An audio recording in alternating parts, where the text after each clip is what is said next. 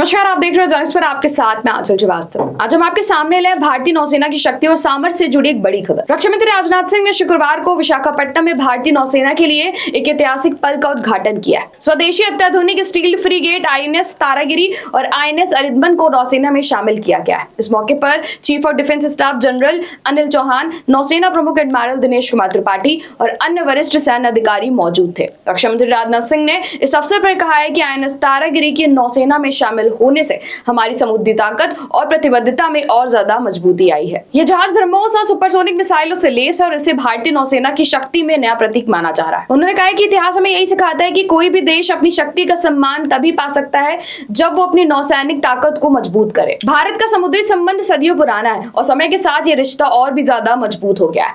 विशाखापट्टनम जैसे शहरों ने हमेशा हमारी समुद्री ताकत की कहानी को आकार दिया है और आईएनएस तारागिरी का कमीशनिंग इसी विरासत का हिस्सा है। रक्षा मंत्री ने सबसे पहले स्पष्ट किया है कि हमारी नौसेना केवल तटों की सुरक्षा तक सीमित नहीं है, बल्कि राष्ट्रीय हितों से जुड़े महत्वपूर्ण समुद्री मार्गों, चोक पॉइंट्स और डिजिटल बुनियादी ढांचे की सुरक्षा भी नौसेना की जिम्मेदारी में शामिल है। उन्होंने कहा कि भारतीय नौसेना इन सभी कार्यों में सक्रिय रूप से लगी हुई है और किसी भी संकट की स्थिति में अपनी जिम्मेदारी निभाने के लिए हमेशा तैयार रहती।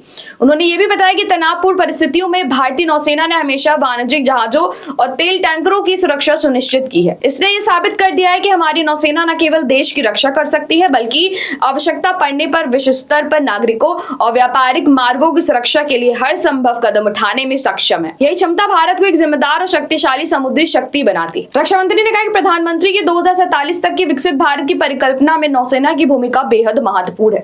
भारत के 11,000 किलोमीटर से अधिक लंबी तटरेखा और 3 तरफ समुद्र से घिरे होने के कारण देश का विकास समुद्र से अलग नहीं सोचा जा सकता। लगभग 95% व्यापार समुद्री मार्गों से होता है और हमारी ऊर्जा सुरक्षा भी समुद्र पर निर्भर है। ऐसे में एक मजबूत और सक्षम नौसेना से विकल्प नहीं, बल्कि हमारी आवश्यकता है। रक्षा मंत्री ने आगे कहा कि भारतीय नौसेना केवल युद्ध के लिए नहीं, बल्कि मानवीय सहायता और बचाव अभियानों में भी हमेशा सबसे आगे रहती। चाहे वो प्राकृतिक आपदा हो या संकट की कोई भी स्थिति हो, हमारी नौसेना हमेशा तैयार रहती। आईएनएस तारागिरी और आईएनएस अरिदमन जैसे अत्याधुनिक युद्धपोत हमारी इस वैश्विक जिम्मेदारी को और मजबूत करेंगे। इस प्रकार विशाखापट्टनम से आईएनएस तारागिरी का कमीशनिंग न केवल भारतीय नौसेना के लिए, बल्कि पूरे भारत के लिए एक नई शक्ति की सुरक्षा का संदेश है। यह घटना दर्शाती है कि भारत अपनी समुद्री ताकत, राजनीतिक दृष्टिकोण और वैश्विक जिम्मेदारी को लगातार बढ़ा रहा है। हमारे देश की नौसेना ने हमेशा ये साबित किया है कि वो न केवल हमारे समुद्री मार्गों की रक्षा कर सकती है, बल्कि जरूरत पड़ने पर देशवासियों और व्यापारिक हितों की सुरक्षा के लिए विश्व स्तर पर अपनी भूमिका निभाने में भी सक्षम है।